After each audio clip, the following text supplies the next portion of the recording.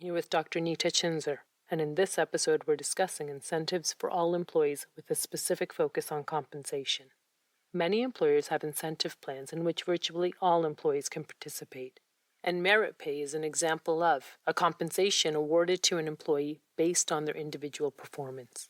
When I'm saying merit, what I mean is this is something that the employee has earned, often demonstrated through their job performance.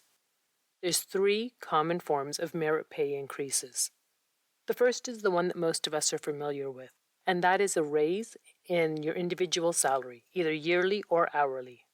This essentially raises the minimum wage floor for the employee, and they will receive this new rate of pay for as long as they're employed with this employer, regardless of how strong or weak future performance might be.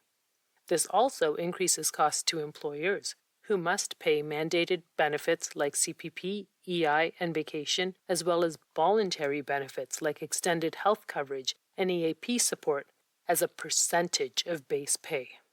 The second way to get a merit pay increase is it can be provided as a lump sum payment made once to reward the desired behavior or outcome. Essentially, this makes the merit pay or increase a short-term bonus.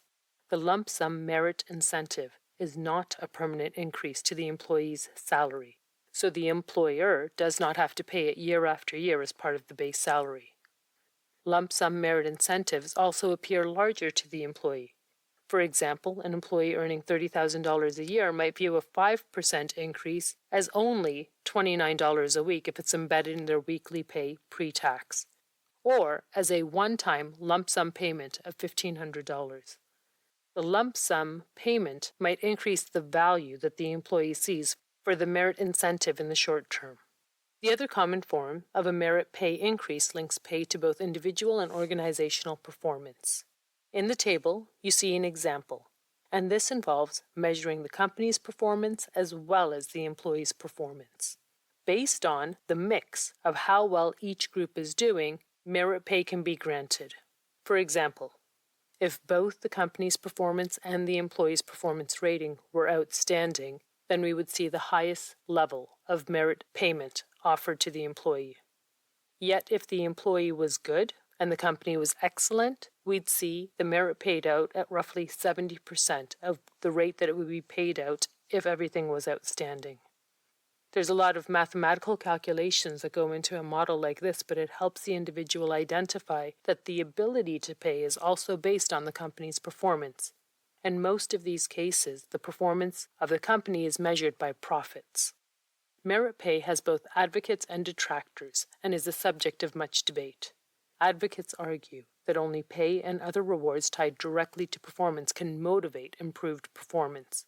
They contend that awarding identical pay raises to all employees without regard for their performance might detract from the desired job performance.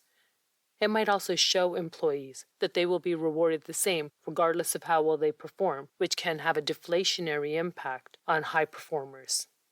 Conversely, merit pay detractors present good reasons why merit pay plans can backfire.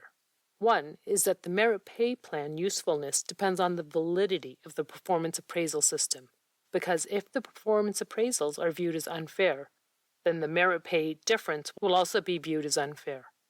Some supervisors minimize the differences in employee performance when computing merit raises because they want to give employees roughly about the same raise.